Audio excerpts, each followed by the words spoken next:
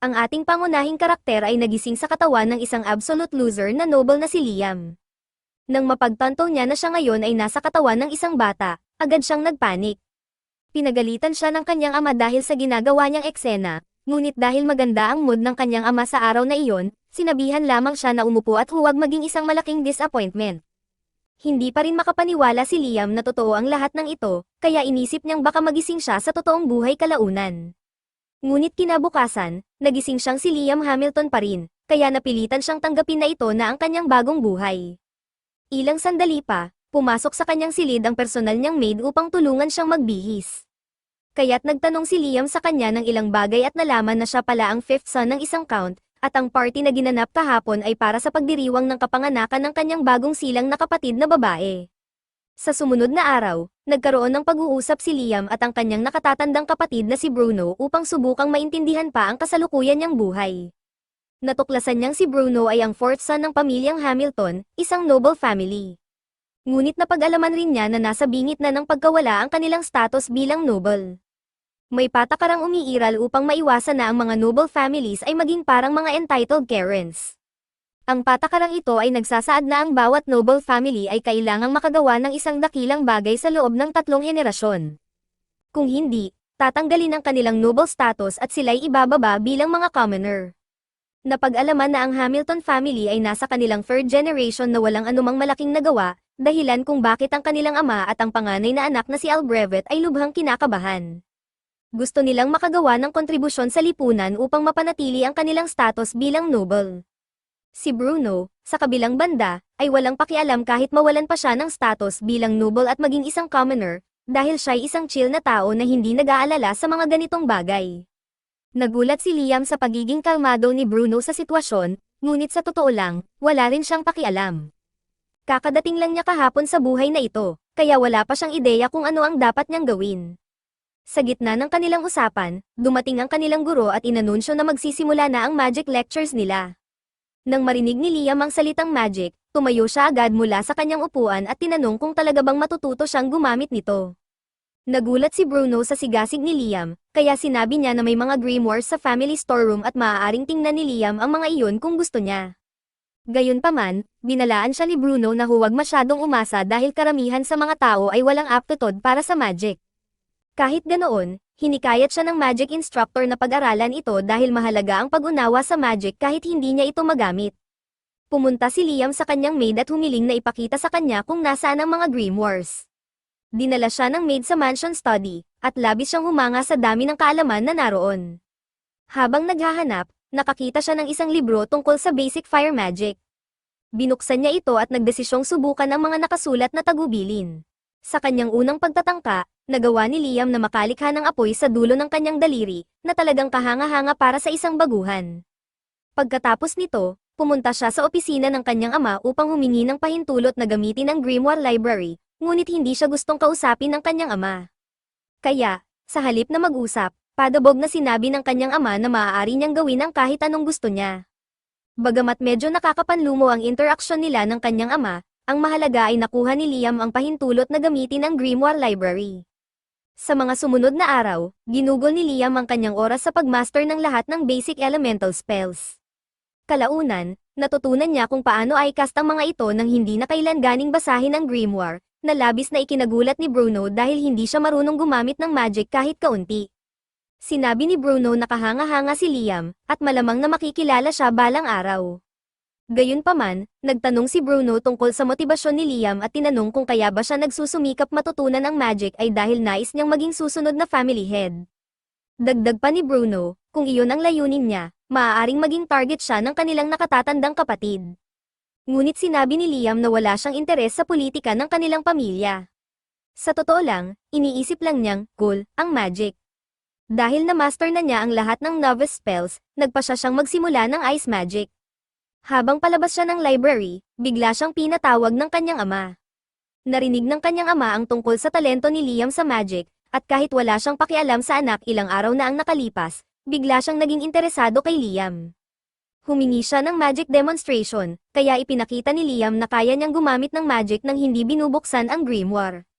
Labis itong ikinatuwa ng Count dahil naisip niyang magagamit si Liam para mapanatili ang kanilang family's position.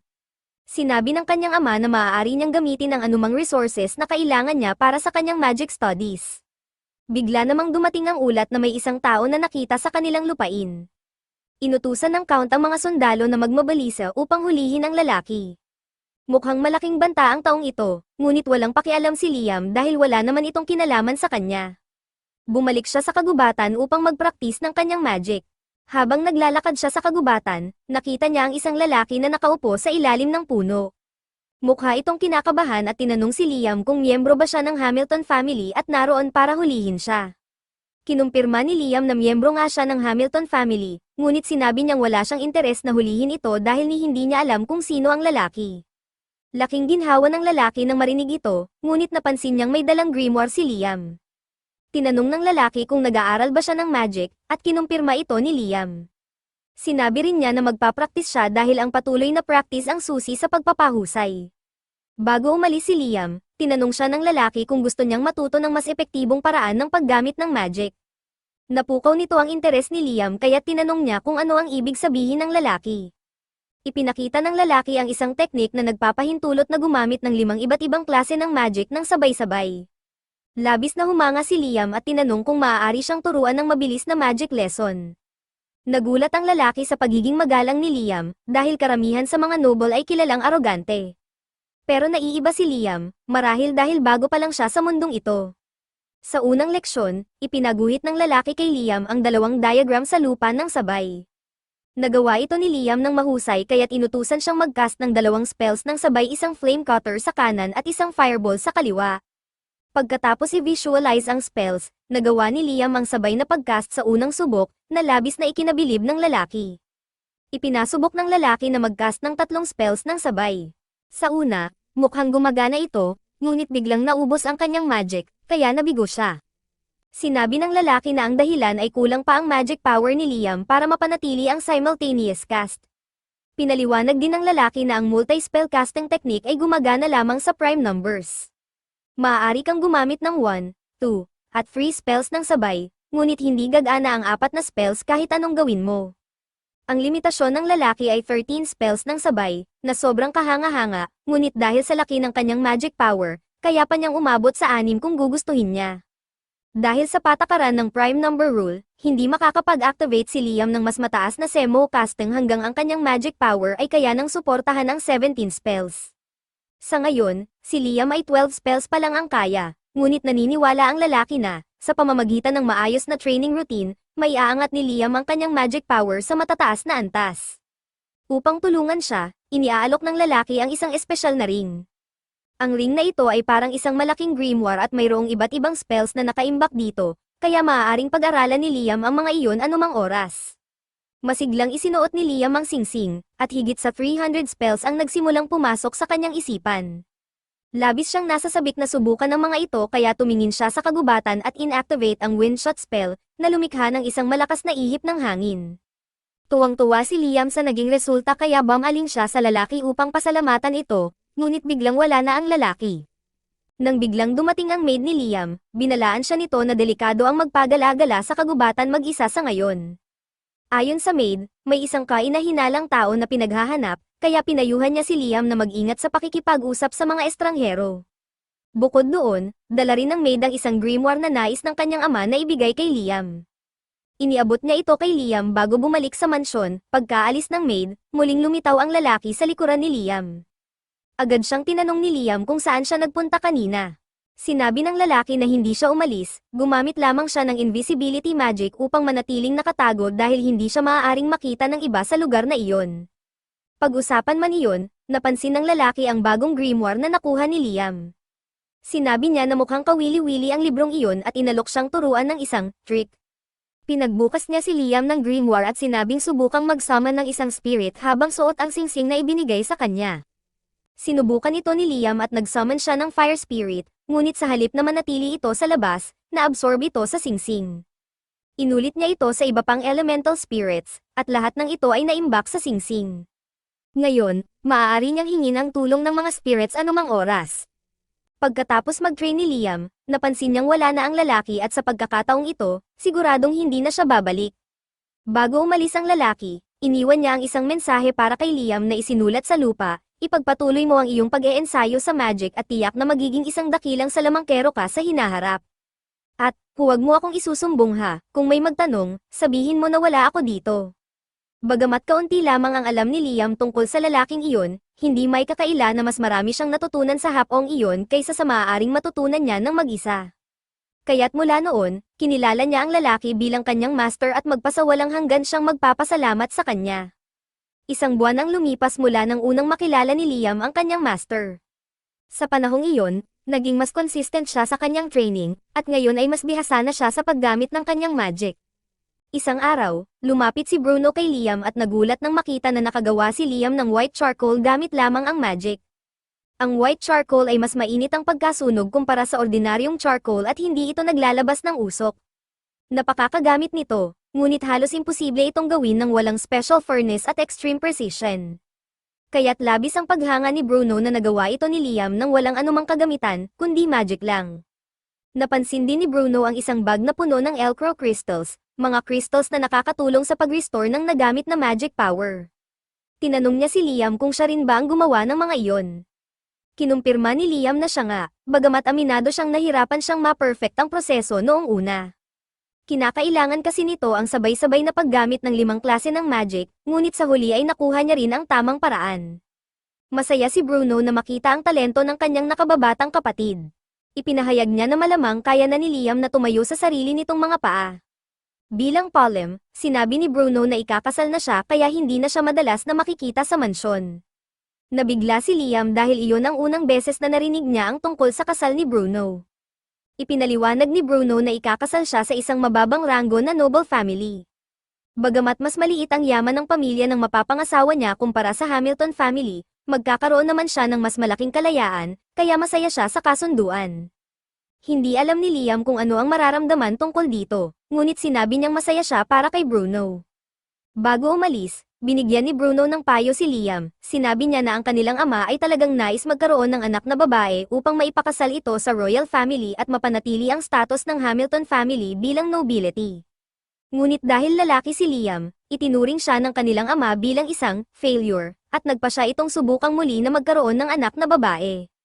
Sa paglipas ng panahon, habang naghihintay ng pagkakataong iyon, lalo lamang siyang kinabahan tungkol sa posisyon ng kanilang pamilya. Sa desperadong pagsubok na makagawa ng isang dakilang bagay, nagpadala siya ng isang hukbo ng 1,000 sundalo upang patayin ang isang halimaw na nakasil sa kagubatan. Sa kasamaang palad, lubos na nabigo ang planong iyon, na nagresulta sa pagkamatay ng mahigit 70% ng mga sundalo. Ang kanilang ama ay patuloy pa ring nagsusumikap upang makagawa ng isang malaking tagumpay para sa Hamilton family. Subalit, sa personal na opinyon ni Bruno, ang pamilya nila ay parang cooked na. Kaya pinayuhan niya si Liam na mag-isip ng paraan para mabuhay ng independyente. Dahil dito, napagdesisyonan ni Liam na sundin ang payo ni Bruno tungkol sa pagiging independent. Nagsimula siyang magbenta ng kanyang mga produkto upang kumita ng sariling pera. Maganda ang naging resulta nito dahil ang white charcoal na kanyang ginawa ay isang mahalagang kalakal na mabenta sa magandang presyo. Gayunpaman, kailangan niya ng mas mataas na kita upang tuluyang makapagsarili. Habang nasa bayan, nagdesisyon si Liam na magpahinga at kumain sa isang noodle shop. Umorder siya ng isang mangkok ng ramen, at labis siyang nasarapan sa lasa nito. Napansin din niya na marami ang mahilig sa noodles sa lugar na iyon, ngunit ang problema, lahat ng noodles ay kailangang gawin mula sa simula at hindi ito tumatagal ng matagal. Dahil dito, nagkaroon ng ideya si Liam na maaaring magdulot ng malaking kita. Matapos ang kaunting eksperimento, pumunta siya sa kanyang maid at sa head chef habang naghahanda ang mga ito ng hapunan. Pinatikim niya ang kanyang bagong imbensyon, isang bloke ng noodles na kailangan lamang lagyan ng mainit na tubig. Sa simpleng paraan na ito, naging isang masarap na mangkok ng noodles ang kanyang produkto. Ginamit ni Liam ang tulong ng mga spirits upang lutuin at i-dehydrate ang noodles, kaya tumatagal ito ng mas matagal at mabilis ihanda. Naniniwala si Liam na ang kanyang imbensyon ay magiging patok sa masa, kaya nagmamadali siyang pumunta sa Merchant Guild upang ibenta ito. Ngunit sa kanyang pagkadismaya, sinabi ng merchant na hindi nila maaaring ipamahagi ang kanyang produkto dahil siya ay fifth son lamang ng Hamilton family. Kailangan niyang humingi ng nakasulat na pahintulot mula sa kanyang ama o sa kanyang nakatatandang kapatid na si Albrevet upang maibenta ang anumang orihinal na produkto sa kanilang lupain. Alam ni Liam na malamang ay hindi niya makukuha ang pahintulot nang hindi rin ibinibigay ang lahat ng kita sa kanyang pamilya. Kaya, pansamantala niyang tinigilan ang kanyang plano. Pagdating niya sa kanilang tahanan, nalaman na si Albrevet pala ang nag-utos sa merchant na tanggihan ang kahilingan ni Liam. Ayaw ni Albrevet na mas maging matagumpay ang kanyang nakakabatang kapatid kaysa sa kanya, kaya gagawin niya ang lahat upang pigilan ang tagumpay ni Liam. Hindi man alam ni Liam ang tungkol sa galit ng kanyang kapatid laban sa kanya, determinado siyang ipagpatuloy ang pagbebenta ng kanyang mga produkto. Dahil dito, nagdesisyon siyang gumawa ng mas matapang na hakbang.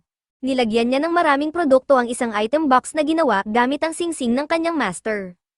Pagkatapos, nagsimula siyang mag-cast ng summon ng magic, ngunit sa pagkakataong ito, hindi siya nagsusummon ng spirit kundi ng kanyang sarili. Sa una, mukha itong gumana bilang isang teleportation spell, ngunit sa halip, nakagawa siya ng isang perpektong kopya ng kanyang sarili. Ipinadala niya ang kanyang clone sa kalapit na rehiyon upang doon magbenta. Kung hindi siya pinapayagan magbenta sa Hamilton region, gagawin niya ito sa ibang lugar. Makalipas ang ilang araw, nagpadala ang clone ni Liam ng mensahe tungkol sa mga naging benta nito. Sa bilis ng kita, mukhang magkakaroon si Liam ng sapat na pera upang maging independyente. Kapag hindi nagbebenta si Liam, ginagamit niya ang kanyang clone upang magpraktis ng mga attack spells. Sa wakas, natutunan na niyang kontrolin ang magic missile spell, kaya labis siyang nasiyahan sa kanyang sarili. Bigla niyang narinig ang paparating na mga hakbang kaya agad niyang pinawi ang kanyang clone at lumabas upang tingnan kung sino iyon. Sa kanyang gulat, nakita niya si Albrevet, walang paligoy-ligoy, agad siyang tinanong ni Albrevet kung ano ang nais niyang maging sa hinaharap. Alam ni Liam na tinatanong lamang siya ni Albrevet upang malaman kung tunay ba siyang banta sa posisyon ni Albrevet bilang tagapagmana ng pamilya. Gaya ng nabanggit, walang interes si Liam sa politika ng pamilya, kaya sinabi niya kay Albrevet na nais niyang maging independyente sa hinaharap. Labis na nabunutan ng tinik si Albrevet dahil hindi na niya kailangang makipagkompetensya kay Liam para sa karapatang magmana. Dahil dito, inalok ni Albrevet na tulungan si Liam maging independyente ng mas mabilis, at nagbigay siya ng rekomendasyon para makapasok si Liam sa Hunters Guild. Kinahapunan, pumunta si Liam sa Hunters Guild, pagpasok niya pa lang, lahat ng mata ay nakatuon sa kanya dahil hindi makapaniwala ang mga hunters na may isang bata sa loob. Nagpunta si Liam sa front desk upang makilala ang guildmaster, na naabisuhan na ni Albrevet tungkol kay Liam. Gayunpaman, sinabi ng guildmaster na kailangang dumaan si Liam sa isang pagsusulit upang masukat ang kanyang kakayahan. Sinabi ng guildmaster kay Liam na gumamit ng kahit anong offensive spell laban sa kanya. Ngunit si Liam ay hindi pamilyar sa salitang incantation, kaya wala siyang ideya kung ano ang ibig sabihin nito. Inakala ng guildmaster na bahagyang mas malakas si Liam kaysa sa karaniwan dahil ni-recommend siya ni Albrevet, ngunit nang mag-cast si Liam ng spell, halos maabot ng guildmaster ang bingit ng kamatayan. Sa kabutihang palad, hindi direktang tinarget ni Liam ang guildmaster. Matapos kumalma ang guildmaster, binigyan niya si Liam ng B-rank status. Ngayon na may opisyal na ranggo na si Liam, nagpasya siyang simulan ang kanyang unang misyon. Ngunit bago siya makaalis, nilapitan siya ng isang babae na nagpakilala bilang aso na Aqua. Labis siyang humanga sa kakayahan ni Liam kaya tinanong niya kung gusto nitong makipag-team up sa kanya. Plano ni Liam na mag-solo, ngunit wala naman siyang tutol sa pagkakaroon ng kasama kaya pumayag siya. Tuwang-tuwa si Asuna at agad siyang hinayla upang magtrabaho. Habang naglalakad sila, nalito si Liam dahil wala pa silang natatanggap na misyon. Ipinaliwanag ni Asuna na ang mga misyon ay ibinibigay lamang sa mga A-rank parties o mas mataas. Para sa mga mabababang ranggo, kailangan nilang maghanap at pumatay ng mga mapanganib na halimaw para sa gantimpala. Sa kabutihang palad, nakakita sila ng isang wolf monster, ngunit hindi lang ito nag-iisa, isang buong pack ng wolves ang kanilang hinarap. Nag-alala si Asuna dahil napakarami ng mga wolves, ngunit inisip ni Liam na magiging madali lang ito kung magtutulungan sila. Sinabi niya kay Asuna na tapusin ang mga wolves habang siya ang bahala sa pag-disable sa mga ito. Gumamit si Liam ng Earth Spirits bilang pain upang makuha ang atensyon ng mga wolves. Nang kumagat ang mga wolves sa pain, pinalawak ni Liam ang mga gnomes upang malak ang kanilang mga panga. Dahil hindi na sila makakagalaw, isa-isa silang tinapos ni Asuna. Sa kabuuan, nakapatay sila ng 42 wolves, pagkatapos, dinala nila ang mga bangkay sa guildmaster, na labis na humanga sa kanilang kakayahan. Ibinigay niya sa kanila ang isang espesyal na misyon, alisin ang isang armored caterpillar na humaharang sa daan patungo sa bayan. Ang halimaw na ito ay isang malaking banta, lalo na't may darating na mahalagang tao sa bayan. Sineryoso ni Liam ang misyon at agad silang naghanap ng halimaw. Madali nilang natagpuan ang armored caterpillar, ngunit kahit anong gawin nila, hindi nila ito mapatay. Ang matitinding atake ni Asuna at lahat ng magic ni Liam ay nababaliwala lamang dahil sa matibay na balat ng halimaw. Habang nagpapahinga, pabirong sinabi ni Asuna na tanging isang meteor strike lang ang makakapasok sa baluti nito, ngunit imposible namang mangyari iyon. Ang biro ni Asuna ay nagbigay kay Liam ng isang kahanga-hangang ideya. Sinabi niya kay Asuna na akitin ang atensyon ng halimaw habang naghahanda siya ng kanyang plano. Bagamat wala siyang ideya kung ano ang plano ni Liam, sinunod ni Asuna ang kanyang utos at inilihis ang pansin ng halimaw. Nang nasa tamang posisyon na ito, binuksan ni Liam ang kanyang item box at inilabas ang isang napakalaking bato. Pinabagsak niya ito sa caterpillar, at sa isang hampas lang, napatay nila ito. Napakabisa ng paraan ni Liam at Asuna na matapos nilang patayin ang unang armored caterpillar, natagpuan at napatay rin nila ang ikalawa. Nag-alala si Liam na maaaring may iba pang caterpillars sa paligid, kaya gumamit siya ng search spell. Tama ang kanyang hinala, natagpuan niya ang isa pang halimaw na nagtatago malapit, at agad rin niya itong pinatay. Labis na humanga ang guildmaster sa performance ni Asuna at Liam kaya inalok niya silang bigyan ng gantimpalang 5 beses ang orihinal na halaga. Makalipas ang ilang araw, nang dumating ang mahalagang bisita, sina Liam, Asuna, at maraming tao mula sa bayan ay nagtipon upang makita kung sino ito. Naroon din ang ama ni Liam at si Albrevet upang salubungin ang panauhin. Ngunit, sa hindi maipaliwanag na dahilan, tila interesado ang bisita kay Liam. Maraming nangyari, at kalaunan, tinawag ni Jam Stanley si Liam para sa isang pribadong pagpupulong. Wala namang ideya si Liam kung bakit nagpakilala si Jam bilang Jam Stanley at agad na dumiretso sa punto. Tinanong niya si Liam kung paano niya nakuha ang singsing ni Raymond. Pinaghinalaan niya na ninakaw ito ni Liam, ngunit mabilis na tumayo si Liam at galit na sinabi na hindi niya kailanman gagawin iyon sa kanyang master. Ikinwento ni Liam ang buong pangyayari tungkol sa kanyang pagkikita kay Raymond sa kagubatan. Matapos marinig ang kwento, natawa si Stanley dahil mukhang tipikal na gawain iyon ni Raymond. Humingi siya ng paumanhin sa maling akusa kay Liam dahil hindi niya alam na tumanggap si Raymond ng estudyante. Gayunpaman, nais niyang subukin kung gaano kalakas ang estudyante ni Raymond. Inutusan ni Stanley ang kanyang assistant na si Simone na pumunta sa isang sulok at sinabi kay Liam na gamitin ang kanyang pinakamalakas na spell laban kay Simone. Pumayag si Liam sa pagsubok, kaya naghanda siya at nagcast ng magic missiles. Para makuha ang pinakamalakas na resulta, gumamit siya ng isang incantation na kamakailan lang niyang natutunan.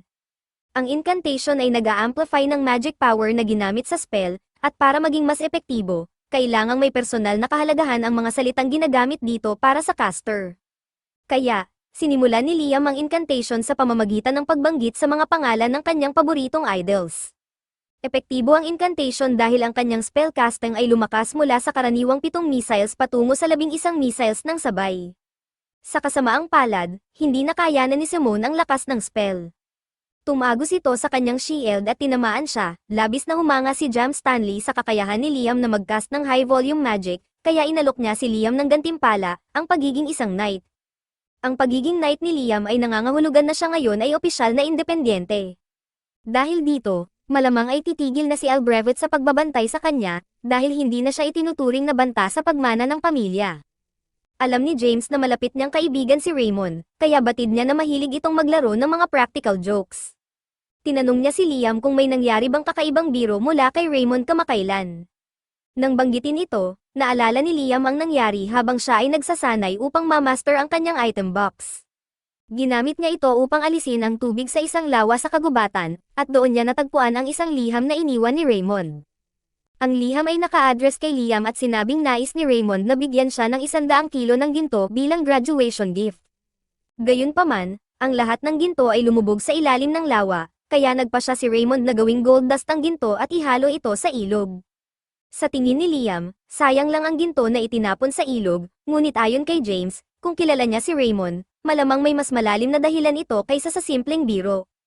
Sinunod ni Liam ang payo ni James at bumalik siya sa lawa upang muling gamitin ang kanyang item box para sipsipin ang tubig. Ngunit sa pagkakataong ito, naisip niya ang mas magandang ideya, gamitin ang kanyang item box upang paghiwalayin ang gold dust mula sa tubig. Nang gawin niya ito, isang nakatagong pintuan ang lumitaw. Sa loob, natagpuan niya ang isa pang liham mula kay Raymond. Nakasulat dito na ang tunay na graduation gift para kay Liam ay isang maximum level grimoire, at iyon ay nasa loob ng silid. Sinabi rin ni Raymond na hindi niya kailanman na master ang grimoire na iyon, ngunit posibleng magamit ito ni Liam dahil na-figure out niya ang palaisipan. Kinuha ni Liam ang grimoire at sinilip ang mga spell na nasa loob nito.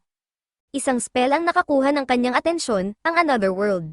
Ilang oras ang ginugol ni Liam sa pagsasanay upang ma-activate ang spell, at sa wakas, nagtagumpay siya. Ang Another World spell ay lumilikha ng isang hiwalay na dimension kung saan si Liam ang may buong kontrol. Maaari siyang magbukas ng gateway kahit saan, at walang sino man ang maaaring makapasok nang walang pahintulot niya. Labis ang tuwa ni Liam sa napakaraming kamanghamanghang bagay na maaari niyang gawin gamit ang Another World spell, kaya sa unang pagkakataon, muling lumabas siya upang mangaso kasama si Asuna. Sa pagkakataong ito, ang kanilang kalaban ay isang napakalaking frog monster.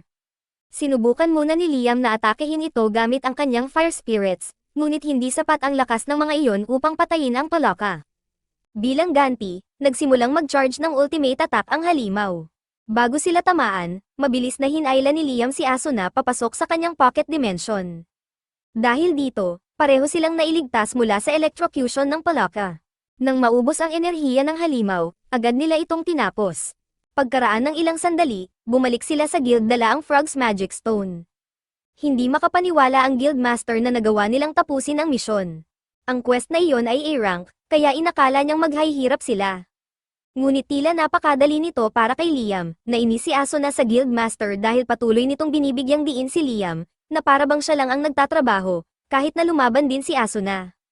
Humingi ng paumanhin ang guildmaster ngunit paliwanag niya, dahil halos lahat ng ginawa ay si Liam, nakalimutan niyang miyembro rin ng team si Asuna. Napansin ng guildmaster na nadidismaya si Asuna sa pagiging mas mahina niya kumpara kay Liam. Kaya't nagmungkahi siya ng isang, responsableng, ideya, gawing slave ni Liam si Asuna. Parehong hindi natuwa sina Liam at Asuna sa ideyang iyon, dahil bilang slave, mapipilitan si Asuna na sundin ang anumang utos ni Liam, kahit pa ito ay may kalokohan. Ngunit binanggit ng guildmaster na kung magiging familiar ni Liam si Asuna, automatikong lalakas si Asuna kasabay ng paglakas ni Liam. Nang marinig ito, agad na pumayag si Asuna na maging slave ni Liam. Sinabi niyang wala siyang pakialam kahit magbigay pa ng nakakahiya o pervy request si Liam dahil tiwala siyang hindi ito gagawin ni Liam. At kahit gawin man niya, hindi raw ito magiging issue sa kanya. Nagbuo sila ng kontrata, at sa sandaling matapos ito, biglang naglaho si Asuna. Nagulat ang lahat, ngunit bigla siyang muling lumitaw sa likuran ni Liam. Ipinaliwanag niya na gumalaw lang siya ng sobrang bilis matapos maitatag ang kontrata. Narinig ni Asuna ang isang boses sa kanyang isipan na nagsabi, "Unique skill acquired, speedster." Labis itong ikinatuwa ni Liam, napaka-interesante ng ideya na makakuha ng natatanging kasanayan mula sa familiar contracts, kaya't naisip niyang subukan ito muli. Ngunit dahil ang familiar contracts ay nangangailangan ng sapilitang pagsunod, mahirap makahanap ng taong handang isuko ang kanilang kalayaan kapalit ng kapangyarihan. Sa kabutihang palad, kilala ni Asuna ang isang taong angkop para sa kontrata. Pinuntahan nila ang kaibigan ni Asuna na si Jody at ipinaliwanag ang buong sitwasyon. Wala namang masyadong ginagawa si Jody sa kasalukuyan, kaya pumayag siya na maging familiar ni Liam. Matapos mabuo ang kontrata, tinanong siya ng lahat kung nakakuha rin ba siya ng unique skill. Sa halip na sumagot, tahimik na lumabas si Jody ng guild at bumalik na may dalang dalawang sandwich. Ibinigay niya ang isang sandwich sa isang lalaking may bali ang kamay, at pagkakain nito, agad gumaling ang kanyang braso. Ipinaliwanag ni Jody na ang kanyang unique skill ay nagbibigay sa kanya ng kakayahang magpagaling ng mga tao sa pamamagitan ng pagkaing ginagawa niya. Ilang araw ang lumipas, muling nakipagkita si Liam kay James, na inabisuhan siya na darating si Princess Scarlet upang makipagkita sa kanya. Hindi maintindihan ni Liam kung bakit kailangan pang pumunta ng prinsesa para makita siya, ngunit ipinaalala ni James na nakumpleto ni Liam ang isang A-rank quest, kaya't napatunayan niyang malakas siya. Bukod pa rito, may kakayahan siyang magbigay ng unique skills sa pamamagitan ng pagiging master ng iba. Partikular na interesado ang prinsesa na makita ang mga kakayahan ng mga familiars ni Liam. Gayunpaman, mariing tumanggi si Liam, hindi makapaniwala si James na kayang tanggihan ni Liam ang isang kahilingan mula mismo sa reyna, ngunit ipinaliwanag ni Liam na bagamat familiars niya sina Jody at Asuna, itinuring niya ang mga ito bilang mga kaibigan, kaya hindi niya gagawing aliwan ang kanilang mga kakayahan para sa kasiyahan ng iba. Nakita ni James na hindi magbabago ang pasya ni Liam kaya't pinauwi niya ito. Matapos umalis si Liam, isiniwalat na ang maid na nagsilbi sa kanila ay mismong si Princess Scarlet na nakadisguise. Humingi ng paumanhin si James sa prinsesa dahil sa pagtanggi ni Liam, ngunit sa halip na magalit, natuwa pa ang prinsesa. Nakita niyang interesante na handang kalabanin ni Liam ang royalty para lamang protektahan ang kanyang mga kaibigan. Gayunpaman, gusto niyang makita kung mananatili si Liam sa kanyang paninindigan kapag harap-harapan na silang mag-usap. Kinabukasan, ipinatawag si Liam upang makipagkita kay Princess Scarlet, ngunit sa pagkakataong ito, hindi na siya nakadisguise. Kailangang mag-ingat si Liam kung paano siya tutugon. Pagpasok niya sa palasyo, lumuhad siya sa harap ng prinsesa, ngunit agad na dumiretso si Scarlet sa usapan.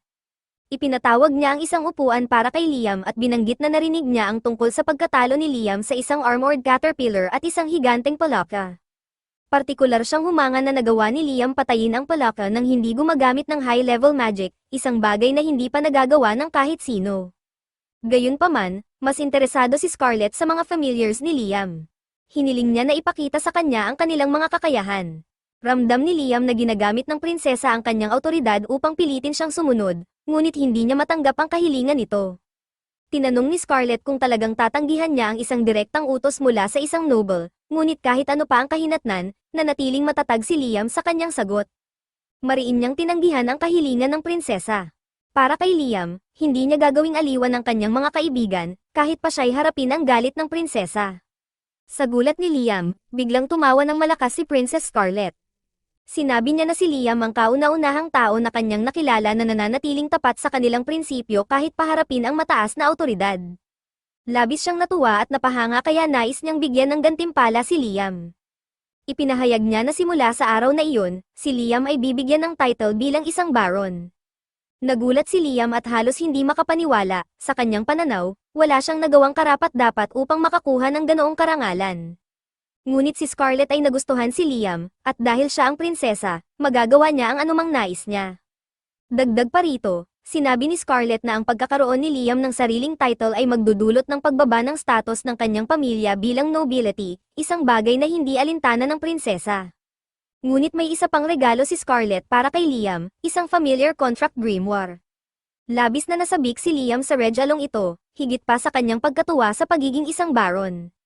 Buong pasasalamat niyang tinanggap ang grimoire at masayang umalis upang magpraktis gamit ito. Pagkalipas ng kaunting oras, nakita si Liam na nakaupo sa kagubatan habang binabasa ang grimoire.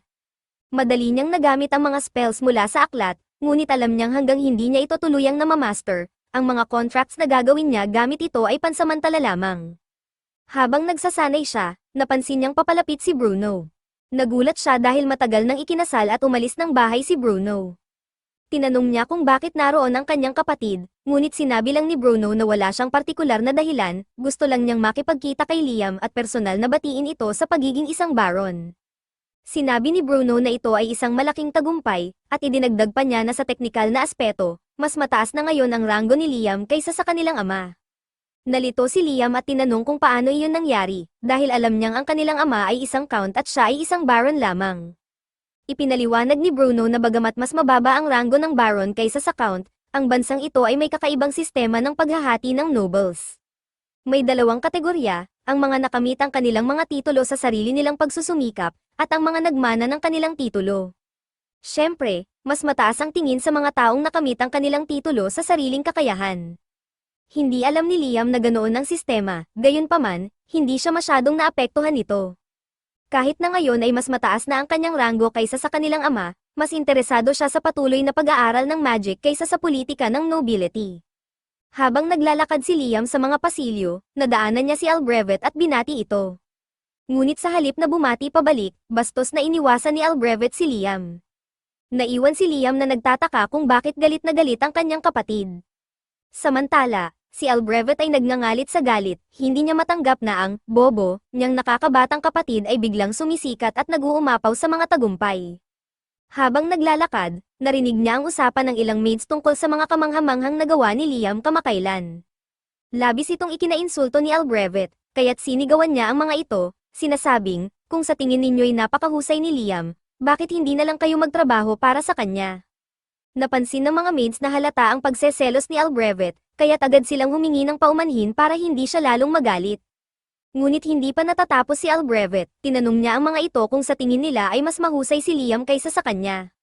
Ang sagot ay malinaw, isa sa kanila ay isang magic prodigy na nakakuha ng titulo sa edad na 12, habang ang isa naman ay isang spoiled brat na walang nagawang kapansin-pansin sa kanyang buhay.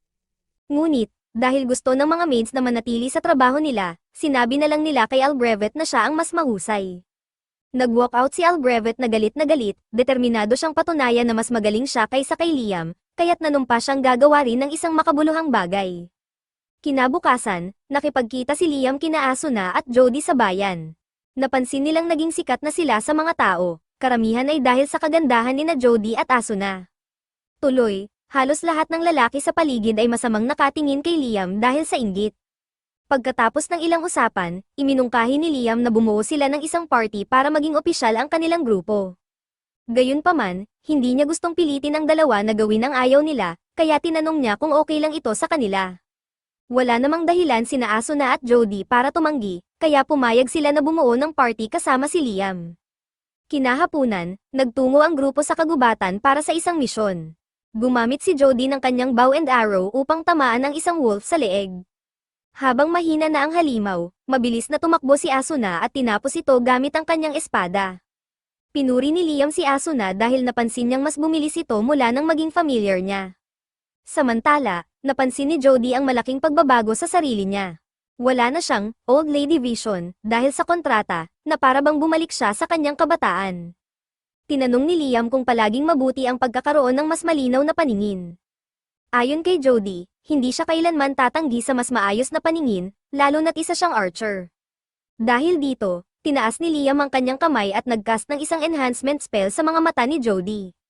Agad na nagkaroon siya ng kakayahang makita ng mas malayo kaysa dati, na ikinatuwa ni Jody. Tinanong ni Asuna si Liam tungkol sa ginawa niya kay Jody. Ipinaliwanag ni Liam na gumamit lang siya ng isang basic enhancement spell upang mapabuti ang paningin ni Jody. Sa tingin ni Asuna, sobrang astig nito kaya nakiusap siyang i-enhance din ni Liam ang kanyang mga kakayahan. Gayunpaman, hindi sumang-ayon si Liam, maaaring mapalakas niya ang combat power ni Asuna, ngunit may malaking panganib na mabalian siya ng buto dahil sa stress ng bagong lakas. Sa kabilang banda, ang pagpapabuti ng paningin ay halos walang masamang epekto. Dahil sa kanyang 20/20 vision, kaya na ni Jody na i-snipe ang anumang nasa saklaw ng kanyang pana. Laking pasasalamat niya kay Liam sa Red Along ito, pagkatapos ng mahabang araw ng pangangaso, bumalik si Liam at ang grupo sa guild, ngunit nagulat sila sa kaguluhang kanilang nadatnan. Tinanong nila kung ano ang nangyari at nalaman nilang si Albrevet ang dahilan ng gulo. Sinira nito ang forest seal, na nagdulot ng malaking problema. Agad na naisip ni Liam na ginawa ito ni Albrevet dahil sa baluktot na pagseselos.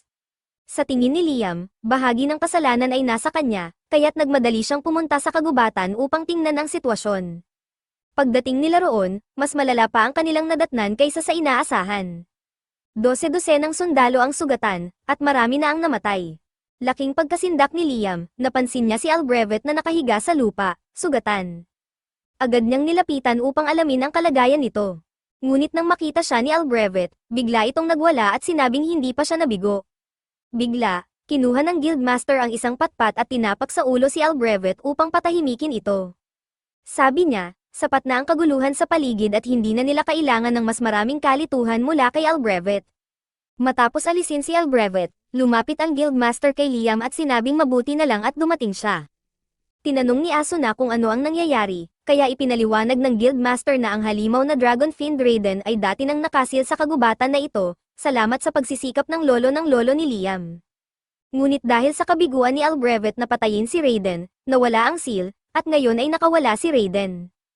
Alam nila kung paano muling i-seal si Raiden, at nakapaghanda na ng mga kinakailangang tao ang guildmaster para gawin ito. Ngunit ang problema ay ang mga anak ni Raiden, ang mga Little Wrens. Sila ang sanhi ng lahat ng pagkasira at pinsala, kung ang maliliit pa lang ay nakagawa na ng ganitong karaming pinsala, paano pa ang mismong Raiden? Sa kabutihang palad, dahil matagal nang nakasil si Raiden, aabutin pa ng 1 linggo bago niya maibalik ang buong lakas niya upang umatake. Kung marisil nila siya bago iyon, maiiwasan ang sakuna. Determinado si Liam na tumulong, kaya't nagmadali siyang pumunta sa kinaroroonan ni Raiden at nakita niyang binabantayan ito ng 3 Little Wrens.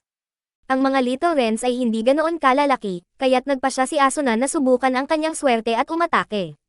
Ngunit habang tumatakbo siya palapit, nagpaputok ng fireball ang isa sa mga Little Wrens. Bagamat naiwasan ito ni Asuna, ang puno sa likuran niya ay ganap na nawala sa usok. Sinubukan naman ni Liam na gamitin ang kanyang magic missiles upang umatake, ngunit ginamit ng mga Wrens ang kanilang mga fireballs upang kontrahin ito. Naging malinaw kay Liam na ang kanyang pinakamalakas na spell ay hindi sapat upang talunin ang mga halimaw. Gayunpaman, may isa pang trick na maaari niyang subukan. Inutusan ni Liam si Asuna na dalhin si Jody at tumakbo palayo.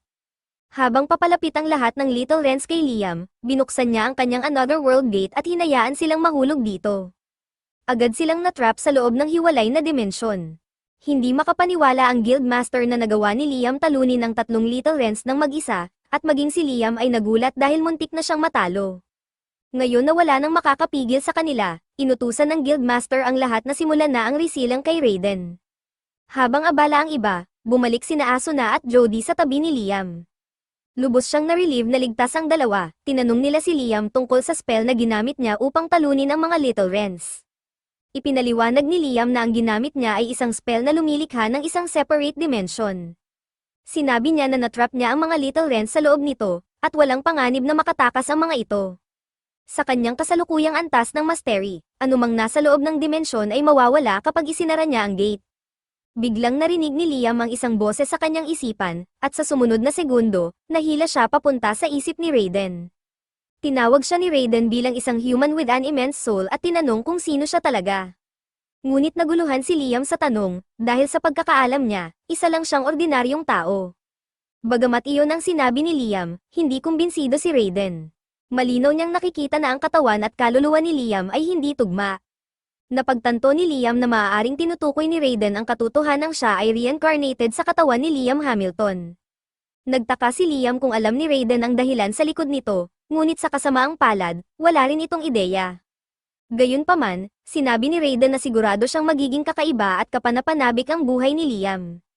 Dahil dito, nag-alok si Raiden ng isang kasunduan, nais niyang samahan si Liam sa kanyang buhay.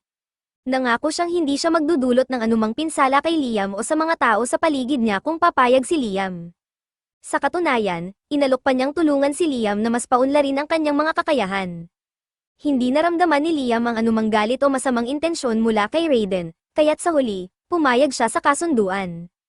Biglang naglaho ang katawan ni Raiden at naabsorb sa kaluluwa ni Liam. Isang dragon mark ang lumitaw sa kamay ni Liam, at naramdaman niya ang lakas ni Raiden na dumadaloy sa kanyang katawan.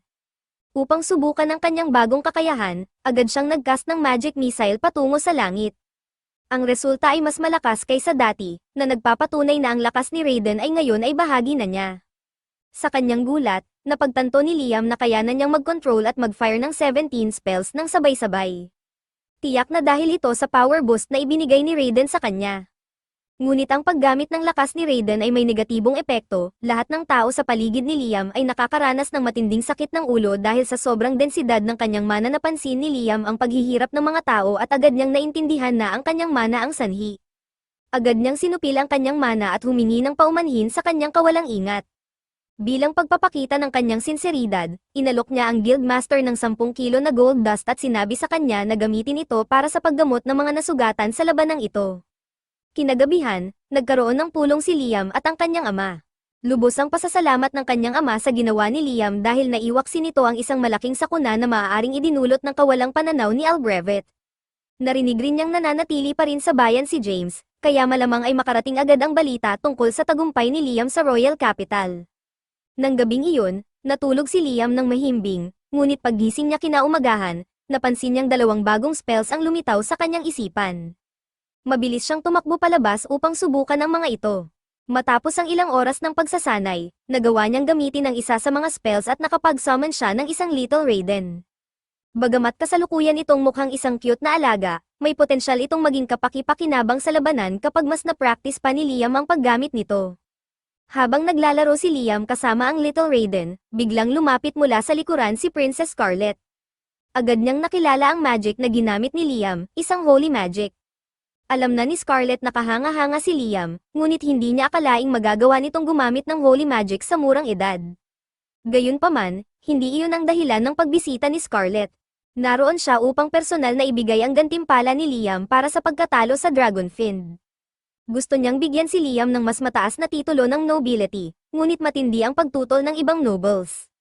Ayaw nilang makita ang isang bata, na walang sariling lupa, na mabilis na umaakyat sa ranggo. Kaya't sa halip, ginawaran niya si Liam ng Order of the Phoenix, 3rd class. Habang naroon, nais rin ni Scarlett malaman kung paano natalo ni Liam ang Dragon Fiend. Ayon sa detalye, maaaring kailanganin niyang ideklara si Liam bilang isang bayani ng kanilang bansa. Ngunit nang malaman ni Scarlett na inabsorb ni Liam ang Dragon Fiend, labis siyang natakot. Iniisip niya na mali ang pagkakakilala niya kay Liam.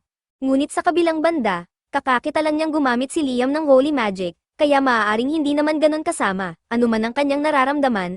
Mahigpit na sinabi ni Scarlett kay Liam na panatilihing lihim ang detalye tungkol sa pag-absorb sa Dragon Fiend. Kinabukasan, tumanggap si Liam ng isang chest na may lamang 3,000 gold coins bilang hush money. Hindi maintindihan ni Liam kung bakit gustong itago ng prinsesa ang impormasyon, ngunit napagpasyahan niyang sumunod na lang dito. Nararamdaman ni James ang kakaibang kilos ni Liam, kaya tinawag niya ito para sa isang pulong at tinanong kung ano ang nangyari.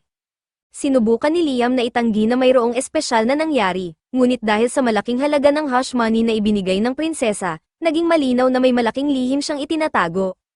Hindi nagtagal, sa patuloy na pagtatanong ni James, napilitan si Liam na umamin at isiniwalat na kaya niyang gumamit ng Holy Magic. Nagpakita si Liam ng isa sa kanyang mga spell at ipinaliwanag kay James na ang spell na iyon ay may kakayahang alisin ang lahat ng negatibong status effects tulad ng petrification at poison. Napahanga si James sa kapangyarihang ito, ngunit naisip niyang nararapat lamang ito dahil ang Holy Magic ay itinuturing na gawa ng Diyos. Tinanong niya si Liam kung may alam ito tungkol sa War of the Three Dragons, ngunit walang ideya si Liam. Kaya't nagsimula si James na ipaliwanag ang kwento sa kanya. Ayon kay James, noong unang panahon, nagkaroon ng laban sa pagitan ng tatlong makapangyarihang dragon na tumagal hanggang sa isa na lamang ang natirang nagtagumpay. Sinasabi na ang tagumpay ng dragon na iyon ay dahil sa paggamit nito ng Holy Magic. Pagkatapos ng laban, ang dragon na iyon ay sumanib umano sa isang tao, at ang kanilang kapangyarihan ay ginamit upang maitatag ang kahariang ito. Nang marinig ni Liam ang salitang, sumanib, ang unang pumasok sa kanyang isip ay nagpakasal ang dragon at tao, at nagkaroon ng mga anak. Ngunit itinama ito ni James, na nagsabing si Liam mismo ay halimbawa ng kung ano ang hitsura ng pagsanib sa isang dragon. Napagtanto rin nila na ang Raiden ay pumasok sa katawan ni Liam, kaya teknikal na sila ay magkasama. Ipinaliwanag ni James na parang ni-recreate ni Liam ang alamat ng pagkakatatag ng kaharian, ngunit sa kabila ng kamanghamanghang bagay na ito, may mas mahahalagang usapin na kailangang talakayin. Ang pagiging noble ng pamilyang Hamilton ay nakabase sa tagumpay ng kanilang lolo sa pagsil ng isang Dragon Fiend. Ngunit lumalabas na si Raiden ay hindi pala isang Dragon Fiend, kundi ang founding dragon ng kaharian. Nangangahulugan ito na mali ang pagkakasil ng pamilya Hamilton sa nagtatag ng kanilang bayan. Kapag kumalat ang impormasyong ito, tiyak na mawawala ang status ng pamilya Hamilton bilang mga maharlika. Ayaw ni Liam na mangyari ito, lalo na't alam niyang desperado ang kanyang ama at si Albert na mapanatili ang kanilang estado. Ngunit higit pa rito, may mas matinding alalahanin si James. May posibilidad na galit si Raiden dahil sa pagkakasil nito, kaya maaaring nagpaplano ito ng paghihiganti laban sa kanilang kaharian. Samantala, nagkaroon ng pag-uusap si Liam at si Raiden sa kanyang isipan. Sinabi ni Raiden na wala siyang balak maghiganti laban sa mga tao. Ang tanging interes niya ay ang panoorin si Liam na umunlad. Nang marinig ito ni James, sinabi niyang ito ay napakagandang balita. Dagdag pa niya, hindi malabong tawagin si Liam na Savior of the Kingdom, dahil nagawa nitong makuha ang atensyon ni Raiden. Pagkalipas ng ilang sandali, pumunta si Liam sa guild. Ngunit bago pa siya makapasok, bigla siyang hinayla palayo ng mga babae. Walang ideya si Liam kung ano ang nangyayari, kaya't nang makalayo sila sa guild, tinanong niya kung anong meron. Ipinaliwanag ng mga babae na ang guild ay punong-puno ng mga tao na gustong sumali sa kanyang party matapos marinig na natalo niya ang isang Dragon Fiend. Ang mga ito ay paulit-ulit na nagmamakaawa kina Asuma at Jody na kumbinsihin si Liam na tanggapin sila. Sumulat sina Asuma at Jody ng listahan ng mga aplikante, ngunit ayon sa kanila, wala sa mga ito ang partikular na kahanga-hanga. Gayunpaman, si Liam ang leader ng party, kaya nasa kanya ang desisyon. Matapos iyon, nagpasya si Liam na bumalik sa kanyang bahay upang basahin ang listahan. Ngunit pagpasok pa lang niya sa pintuan, agad siyang sinalubong ng isa sa mga maid at sinabing may ipapakita ito sa kanya. Ang maid ay may dalang isang tambak na mga request mula sa mga babae ng iba't ibang noble families.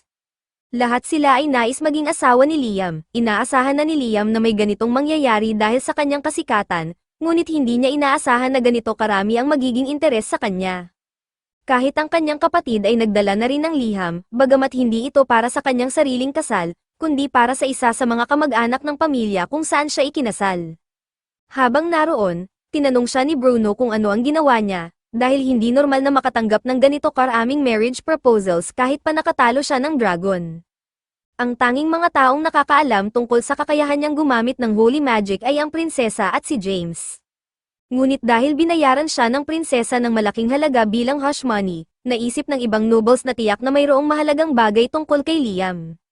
Bagamat nakakainis ang sitwasyong ito, hindi may kakaila ni Liam na talagang nasisiyahan siya sa kasikatan na tinatamasa niya ngayon. Kinahapunan, nagtungo si Liam sa kagubatan kasama sina Jody at Asuna dahil may nais siyang ipakita sa kanila. Binuksan niya ang kanyang pocket dimension, at sa kanilang pagpasok, nakita ni Asuna at Jody ang isang malaking bahay na nasa gitna ng kwarto. Ipinaliwanag ni Liam na pinakonstruct niya ito sa tulong ng isang karpintero at inilipat niya ito sa loob ng kanyang item box. Bagamat kahanga-hanga ito, nag-alala si Asuma na baka bigla itong maglaho, tulad ng nangyari sa mga Raiden Juniors dati. Noong mga panahong iyon, ipinaliwanag ni Liam na ganap na niyang na-master ang spell na ito, kaya't walang anumang bagay sa loob ng kanyang pocket dimension ang mawawala muli. Dahil dito, inilagay niya ang lahat ng gamit doon, binigyan niya ng tour sina Asuna at Jody sa loob ng bahay, at kitang-kita ang saya nila habang iniikot ang lugar. Gayunpaman, napansin ni Jody na palaging maliwanag ang lugar, kaya't mahirap itong gawing tulugan. Nagkaroon si Liam ng ideya at nagdesisyon na mag-summon ng Shade Spirit upang dumilim ang lugar. Epektibo naman ito, ngunit masyadong naging madilim, halos pitch black na ang buong paligid. Sinubukan ni Liam na gawing mas maliwanag ito sa pamamagitan ng Fire Spirit upang sindihan ang furry place, ngunit ang resulta ay parang eksena sa isang horror movie. Kaya tinanong niya ang Shade kung kaya nitong kontrolin ang antas ng dilim. Sa kasamaang palad, low level lamang ang Shade at wala itong kakayahang kontrolin ang nililikhang dilim. Ayon kay Liam, isang mid-level Shade ang may kakayahang gawin iyon, ngunit hindi pa niya natututunan ang spell upang mag-summon ito. Naawa si Asuna dahil hindi pwedeng mag-level up ang low-level Shade.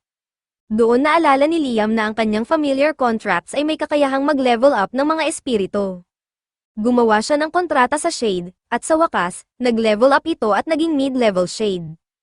Pinasalamatan ng Shade si Liam sa paggawa ng kontrata, at ngayon ay kaya nitong kontrolin ang antas ng dilim sa lugar upang magmukhang gabi. Sinabi rin nito na maari siyang tawagin ni Liam kahit kailan. Gayunpaman, nag-alala si Liam dahil hindi niya alam kung paano mag-summon ng mid-level spirit magic. Ngunit ipinaliwanag ng Shade na may suot si Liam na magic storage ring, kaya maaari niya itong gamitin upang i-absorb at i-summon ang Shade anumang oras. Hindi ito naisip ni Liam, kaya sinubukan niya, at napatunayang kayang i-absorb ng singsing ang mid-level Shade. Ginawa rin niya ito sa iba pang espiritu, pina-level up ang mga ito, at itinabi sa kanyang singsing. Sa ganitong paraan, parang nagkaroon si Liam ng sariling mid-level summon ng Grimoire. Kinabukasan, pumunta si Liam sa kagubatan sa kahilingan ni Raiden. Nang makarating siya sa itinakdang lugar, sinabi ni Raiden na i-summon ng isa sa mga Raiden Juniors. Ginawa ito ni Liam, at ang mga Raiden Juniors ay lumikha ng butas sa isang barrier na nagbunyag ng 12 ng pixies na nakatago sa kagubatan. Ngunit nang mapansin ng mga pixies na si Liam ay isang tao, nagsimula silang magliparan palayo upang hindi masaktan. Sinubukan ni Liam na pakalmeyan ang mga pixies sa pamamagitan ng pagpapaliwanag na hindi siya kaaway nila. Sinabi niya na si Raiden mismo ang nagsabi sa kanya na pumunta doon. Nang marinig ng mga pixies ang pangalan ni Raiden, nagkaroon sila ng kaunting tiwala kay Liam. Ang mga pakpak ng pixies ay napakahalagang sangkap sa paggawa ng mga item at potions, kaya halos naubos ang kanilang lahi noon dahil sa pangangaso ng mga tao. Dahil dito, nagdesisyon si Raiden na protektahan sila sa pamamagitan ng paglikha ng barrier sa kagubatan. Ngunit dahil ngayon ay naninirahan na si Raiden sa loob ni Liam, hindi na niya kayang panatilihin ang barrier. Kaya't hiniling niya kay Liam na siya ang magprotekta sa mga pixies. Upang magawa ito, nais munang bumuo ni Liam ng familiar contract sa lahat ng pixies, kaya tinanong niya kung pumapayag sila. Nagtitiwala ang mga pixies kay Liam dahil sa ugnayan niya kay Raiden. Dahil dito, iminungkahi ni Raiden na bigyan ni Liam ng pangalan ang bawat pixie na gagawa ng kontrata sa kanya, dahil ang pagbibigay ng pangalan ay nagpapalakas sa human magic. Binuo ni Liam ang kanyang unang kontrata at pinangalanan ang unang pixie na Reyna. Ngunit sa kanyang gulat, matapos ang kontrata, nag-transform si Reyna mula sa pagiging pixie patungo sa pagiging elf. Napansin ni Raiden na kawili-wili ang ebolusyon ng pixies tungo sa pagiging elves, ngunit hindi siya nagulat dito. Samantala, si Liam ay nalito at hindi makapaniwala sa nangyari. Ipinaliwanag ni Raiden na ang sabay na paggawa ng magic contract at pagbibigay ng pangalan ay nagdulot ng resonance ng magic power, na nagresulta sa mas malakas na epekto kaysa karaniwan. Ito ang dahilan kung bakit nag-evolve si Reyna ng ganoon kalaki. Dagdag pa ni Raiden, mainam na bigyan ng pangalan ni Liam ang bawat familiar na gagawa ng kontrata sa kanya upang ma-maximize ang epekto ng magic. Dahil nakita ng ibang pixies ang epekto ng kontrata, naging sabik silang lahat na magpakontrata kay Liam at humiling na bigyan din sila ng pangalan. Matapos ma-transform ang lahat ng pixies sa pagiging elves, humingi ng utos si Reyna mula kay Liam bilang kanilang master. Hindi masyadong napag-isipan ni Liam kung ano ang gagawin pagkatapos nito, dahil ang plano niya ay sundin lang ang utos ni Raiden. Ngunit dahil elves na ngayon ang pixies, iminungkahi niya na simulan nilang magtayo ng sariling nayon sa kagubatan bilang kanilang bagong tahanan. Itinalaga ni Liam si Reyna bilang leader ng nayon dahil siya ang unang pixie na na-evolve niya at siya lang ang pangalan na natatandaan niya sa ngayon. Matapos maayos ang usapan, sinimulan ng mga elves ang pagtatayo ng kanilang nayon. Si Liam naman ay sobrang pagod dahil sa dami ng magic power na ginamit niya sa paggawa ng mga kontrata. Habang nagpapahinga, naramdaman niya ang matinding magic power na nagmumula sa mas malalim na bahagi ng kagubatan. Sinundan niya ito at natagpuan ang isang gintong prutas na nakabitin sa puno. Ramdam niya ang napakaraming mana na nagmumula rito, kaya tinanong niya si Reyna tungkol dito. Ipinaliwanag ni Reyna na ito ay prutas na likha ng mga pixies. Kinokolekta nila ang mana mula sa hangin at kinokondensa ito sa isang lugar, kaya't parang mana honey ang epekto nito. Tinanong ni Liam kung maaari niya itong kainin, at sumang-ayon naman si Reyna. Pinutol niya ang prutas, kinagat ito, at laking gulat niya nang hindi lamang bumalik ang kanyang magic power, kundi nadagdagan pa ang kanyang kabuoang magic capacity. Dahil dito, kaya na niyang mag-cast ng 19 spells nang hindi na kailangang mag-chant. Kinabukasan, bumalik si Liam sa nayon upang tingnan ang progreso ng mga elves. Lumabas si Reyna upang salubungin siya, ngunit may masamang balita. Bagamat sinabihan niya silang magtayo ng mga bahay, wala silang kaalaman sa tamang paraan ng paggawa nito. Kaya ang kanilang mga bahay ay hindi masyadong maayos. Inasahan na ito ni Liam, kaya handa siyang turuan ang mga elves kung paano magtayo ng mga bahay. Ngunit habang nagtuturo, naputol ang kanilang aralin nang marinig nilang may sumigaw ng tulong. Isa sa mga elves, si Sui, ang hinuli ng mga bandido na napadpad sa kagubatan. Nang makita ng mga bandido ang elf, nagpasya silang kidnapin ito upang ibenta. Hindi papayag si Liam na mangyari ito, kaya't mariing inutusan niya ang mga bandido na pakawalan si Sui. Tulad ng inaasahan, hindi siya pinakinggan ng mga bandido at sa halip ay sinubukan siyang atakihin. Agad namang sumagot si Liam sa pamamagitan ng pag-summon ng isang clone. Ginamit niya ang clone para maglunsad ng sabay-sabay na pag-atake at napabagsak ang mga bandido. Bagamat nailigtas niya si Sui, napagtanto ni Liam na masyadong delikado ang kagubatan para sa mga elves. Kaya't nagpasya siyang ilipat sila sa mas ligtas na lugar. Nais niyang ilagay ang mga ito sa kanyang pocket dimension pansamantala, ngunit nag-alala siyang baka hindi sila magkasya dahil limitado ang espasyo. Nang tingnan niya ang loob ng pocket dimension, laking gulat niya nang makita niyang mas malaki na ito kaysa dati. Malamang ay epekto ito ng kinain niyang pixie honey. Dahil dito, naging perpekto ang plano niya. Sinabi niya sa lahat ng elves na pumasok sa loob ng pocket dimension upang mailipat sila sa mas ligtas na lugar. Pagkalipas ng ilang sandali, bumalik si Liam sa kanyang lupain at binuksan ang kanyang pocket dimension upang palabasin ang mga elves. Nagulat sila nang malaman na nasa isang ganap na bagong lugar na sila ngayon. Ipinaliwanag ni Liam na dinala niya sila sa kanyang lupain upang hindi na sila mag-alala tungkol sa mga pag-atake. Habang nagpapasalamat ang mga elves, mas lalo silang namangha sa kakayahan ni Liam na dalhin silang lahat gamit ang iisang spell. Dahil dito, sabay-sabay silang lumuhod at nagmakaawa kay Liam na maging hari nila. Nangako silang gagawin ang anumang iutos niya kung papayag siyang pamunuan sila. Bagamat naramdaman ni Liam ang responsibilidad na protektahan sila, hiniling niya na huwag siyang tawaging hari dahil ayaw niyang masangkot sa politika. Sa kabila nito, tinanggap niya ang papel bilang kanilang leader at sinimulan niyang maghanap ng lugar na maaring tirahan ng mga elves. Lumipas ang 4 na araw, at abala pa rin si Liam sa paghahanap ng tamang lugar para sa kanila.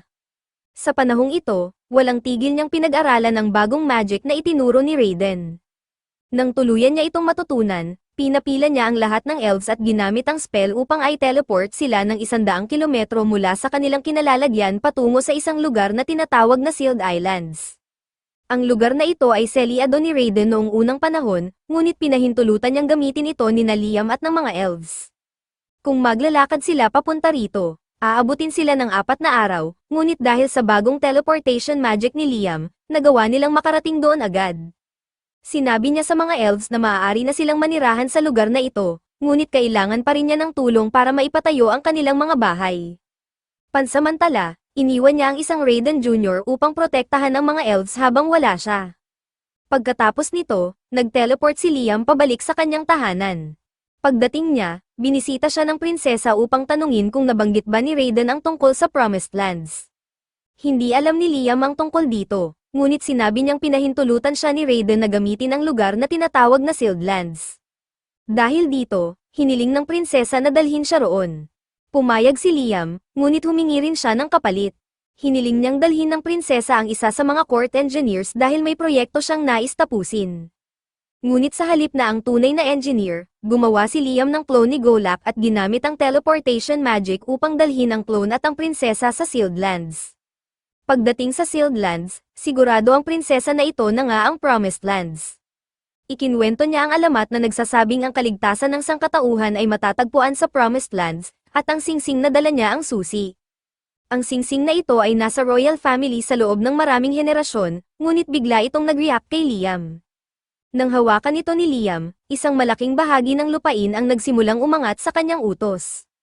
Nagulat ang prinsesa sa nasaksihan at lumuhad kay Liam, nakiusap na magtatag siya ng isang bansa sa lugar na ito para sa kapakanan ng sangkatauhan. Bagamat ayaw ni Liam gawin ito, nangako ang prinsesa ng kanyang katapatan at lahat ng kanyang mga resources upang maisakatuparan ito, kaya't napilitan siyang pumayag. Sa ilalim ng mga tagubilin ng Golak clone, patuloy na umuunlad ang pagtatayo ng nayon ng mga elves. Habang abala sila sa kanilang gawain, ginamit naman ni Liam ang kanyang magic upang alisin ang mga halimaw na gumagala sa lupain. Nang mapabagsak niya ang isang higanteng pagong, napansin niyang nakatayo si Princess Scarlet sa likod niya. Humingi ng paumanhin si Scarlet dahil sa kanyang pagtitig, ngunit hindi niya maiwasang humanga sa pambihirang lakas ng magic ni Liam. Hindi pa rin komportable si Liam sa master-servant relationship na gusto ni Scarlet, kaya sinabi niya na hindi niya kailangang maglingkod sa kanya, lalo na't ang posisyon ni Scarlet bilang pangalawang prinsesa ng kaharian ay mas mataas kaysa kay Liam. Gayunpaman, ipinaliwanag ni Scarlet na ginagawa niya ito ng kusang loob. Ang kanyang pamilya ay may dragon blood sa kanilang mga ugat, kaya karaniwan ng pinapakasal ang mga kababaihan ng kanilang pamilya upang makabuo ng alyansa sa ibang kaharian.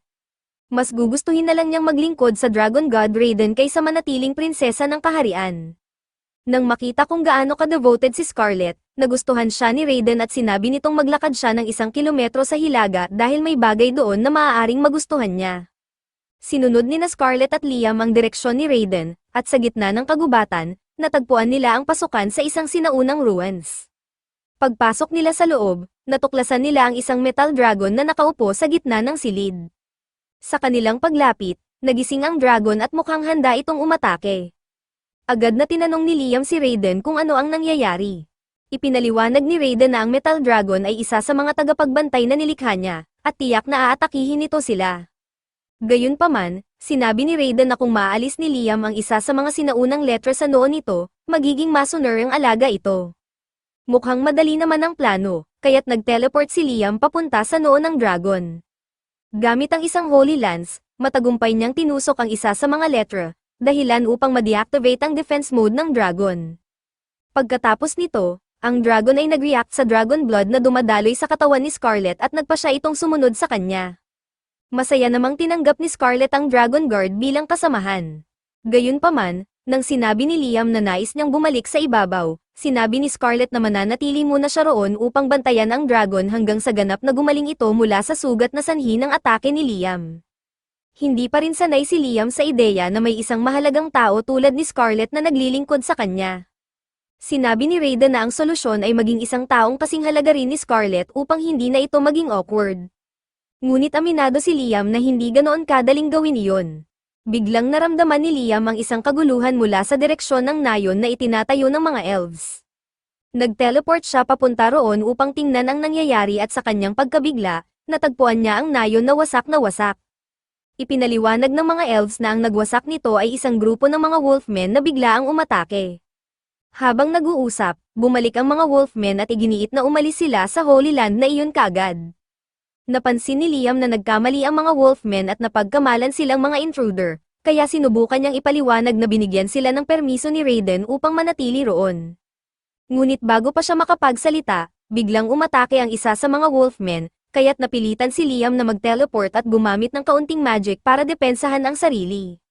Determinado pa rin ang mga wolfmen na palayasin si Liam at ang kanyang mga kasamahan mula sa Holy Land. Sa puntong iyon, inilabas ni Liam ang isang Raiden Jr. bilang patunay na may kaugnayan siya kay Raiden. Nang makita ito, agad na napagtanto ng mga wolfmen ang kanilang pagkakamali. Humingi sila ng taos-pusong paumanhin para sa pagwasak ng nayon. Tinanggap naman ng mga elves ang paghingi ng tawad at sinabing ayos lang ito, dahil ginagawa lamang ng mga wolfmen ang kanilang tungkulin bilang mga tagapaglingkod ni Raiden. Sinuggest ng mga babae na ang mga wolfmen ay dapat maging mga familiars ni Liam. Sang-ayon naman ang leader ng mga wolfmen, kaya pumayag silang maging familiars ni Liam. Walang dahilan si Liam para tumanggi, kaya gumawa siya ng kontrata sa leader at pinangalanan itong Chris. Kinabukasan, bumalik si Liam sa nayon upang tingnan ang progreso, at dahil sa tulong ni Chris at ng iba pang wolfmen, mas mabilis ang naging takbo ng konstruksyon. Nang makita siya ni Chris, agad itong tumalon at niyakap siya. Nang tanungin ni Liam kung paano ang lagay ng konstruksyon, itinuro ni Chris ang direksyon ng bahay na kanilang muling ginagawa, isa sa mga bahay na sinira nila noong nakaraang araw. Muli, taos-pusong humingi ng paumanhin si Chris para sa kanyang pabigla-biglang kilos, ngunit sinabi ni Liam na ayos lang ito basta't makakatulong ang mga wolfmen sa pagkukumpuni ng mga bahay. Bagamat mas mabilis sana ang trabaho kung gagamit ng magic si Liam para ayusin ang mga bahay, napansin niyang wala namang spell para rito sa kanyang ring. Ipinaliwanag ni Raiden na maaaring gumawa si Liam ng sarili niyang spell kung wala pa itong umiiral. Hindi akalain ni Liam na posible ito, kaya't itinuro ni Raiden ang proseso, kailangan lamang niyang malinaw na maisip ang bawat hakbang ng nais niyang gawin. Sinubukan ni Liam ang payo ni Raiden, inimagine niya ang bawat detalye ng proseso at gumamit ng spell sa isang piraso ng kahoy. Pinahampas niya ito kay Chris, at sa kanyang pagkagulat, agad na nag-repair ang kahoy sa orihinal nitong anyo. Ipinaliwanag ni Liam na ito ang epekto ng bagong spell na naisip niya, tinawag niya itong Heat Memory. Ang spell na ito ay nagbibigay daan sa mga inanimate objects na manatili sa kanilang partikular na estado kahit ano pa ang mangyari. Gamit ang spell na ito, may tatayo at mapapanatili ang mga bahay kahit anong mangyari. Nang magtagumpay siya sa paggawa ng bagong spell, sinimulan ni Liam ang pag-eeksperimento sa iba't ibang uri ng magic. Sa proseso, nakabuo siya ng explosive magic missiles. Plano niyang ipagpatuloy ang paglikha ng mga bagong spell, ngunit bigla siyang tinawag dahil sa isang emergency, may mga tao na pumasok sa kanilang lupain at nangangaso ng mga pixies. Napakahalaga ng sitwasyong ito kaya't agad na tumakbo si Liam upang imbestigahan. Nang marating niya ang lugar, nakita niya ang mga intruders at hinaranggan ang kanilang daan. Binalaan niya ang mga ito na umalis dahil ang lugar na ito ay bahagi ng kanyang nation. Subalit, inisip ng mga lalaki na si Liam ay isa lamang walang kwentang bata, kaya't binaliwala nila ang babala at nagpatuloy sa kanilang ginagawa. Nang makita ni Liam na hindi bomb ibigay ang mga intruders, nagpaputok siya ng warning shot upang ipakita na hindi siya nagbibiro. Sa halip na umurong, nagalit ang mga kalalakihan at nagdesisyong umatake. Wala nang ibang pagpipilian si Liam kundi labanan sila. Sa huli, nag-api niya ang lahat ng sundalo, pagbalik niya sa nayon, pinasalamatan siya ni Reyna sa pagprotekta sa mga pixies. Ipinaliwanag ni Reyna na ang mga pixies ay dating nakatira sa kagubatan, ngunit kinailangan nilang tumakas matapos silang atakehin ng mga sundalong nagtangkang hulihin sila. Sinabi ni Liam sa mga pixies na malugod silang maaaring manatili sa lupaing iyon ng matagal hanggat gusto nila. Nag-alok din siyang gumawa ng mga familiar contract sa kanila. Dahil napakaraming pixies, ginugol ni Liam ang maraming oras sa pagbibigay ng mga pangalan, ngunit hindi nagtagal ay nauubusan na siya ng mga ideya para sa mga pangalan.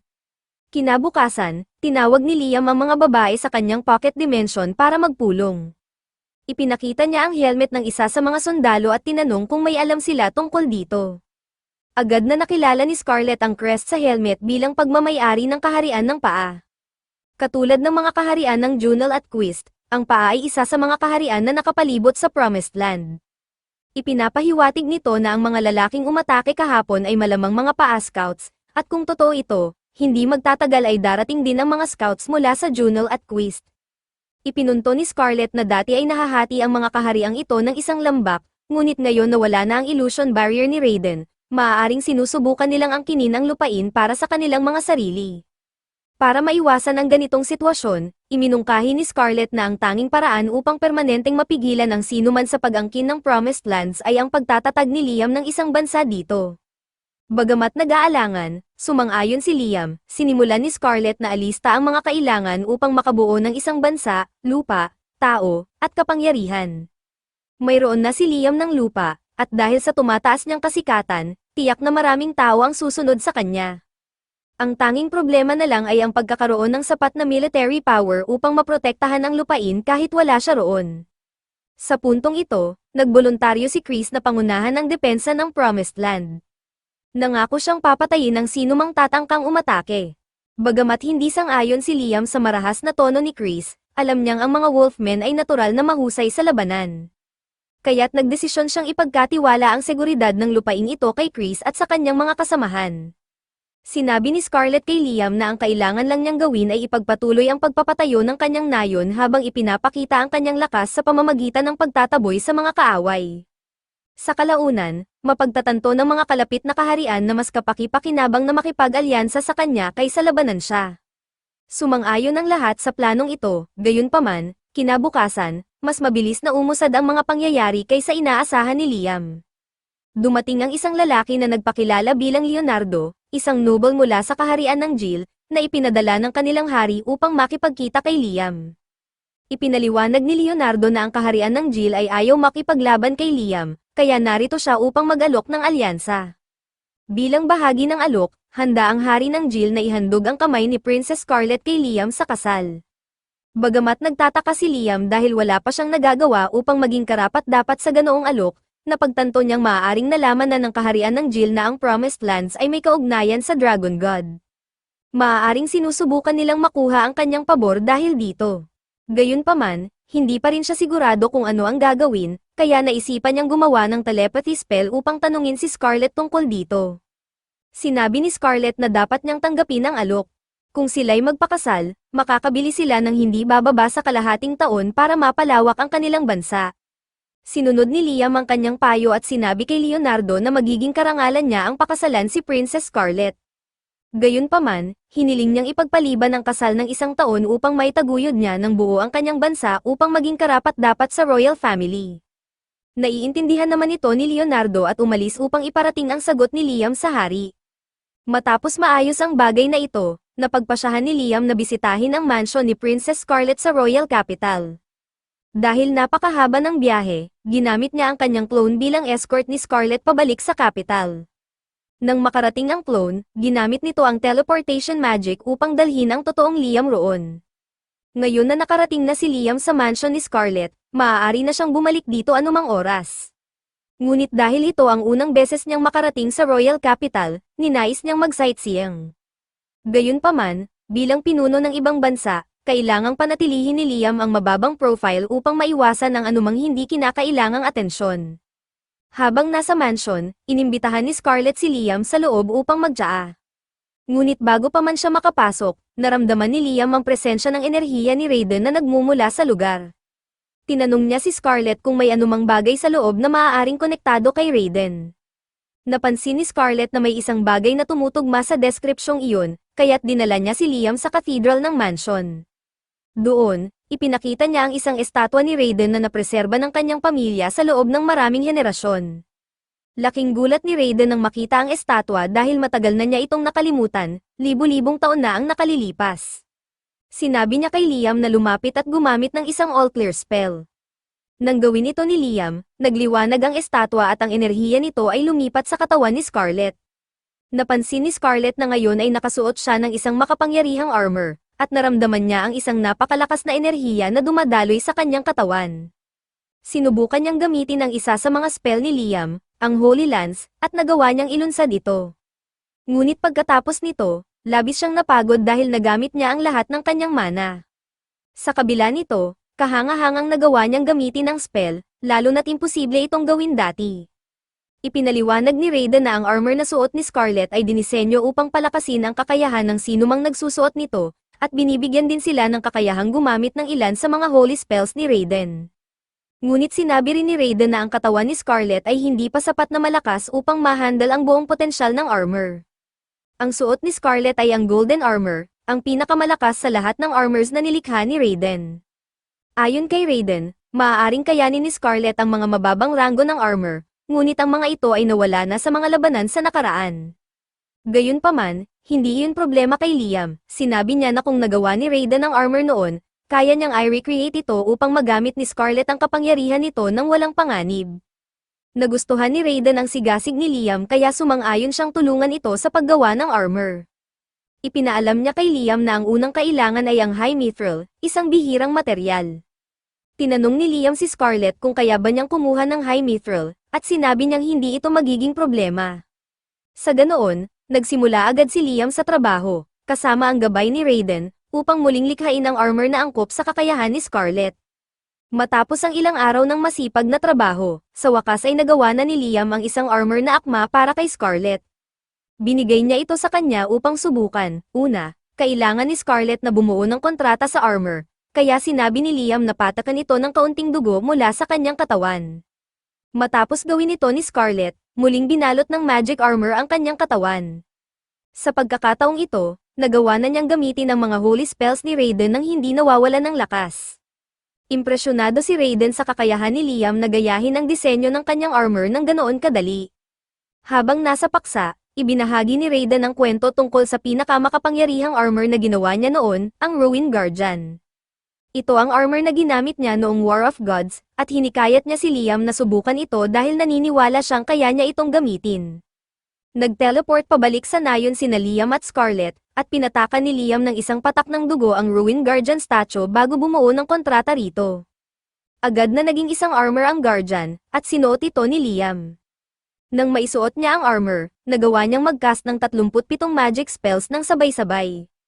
Gayunpaman, ang ganitong antas ng lakas ay labis para sa kakayahan ni Liam sa ngayon, kaya siya ay bumagsak sa lupa dahil sa mana exhaustion. Nagmadali si Scarlet upang tingnan ang kalagayan niya, ngunit sinabi ni Liam na ayos lang siya. Labis ang paghanga ni Raiden sa tagumpay ni Liam, dahil sa kasaysayan, 3 tao lamang ang nakaligtas matapos magsuot ng Ruin Guardian armor, at si Liam ang unang taong nagawang mag-cast ng spell habang suot ito. Sinabi ni Raiden na kung tuluyang ma-master ni Liam ang armor na ito, magkakaroon siya ng kapangyarihang mamuno sa buong mundo. Ito ang pagtatapos ng episode 5. Huwag kalimutang mag-subscribe upang hindi mahuli sa susunod na bahagi.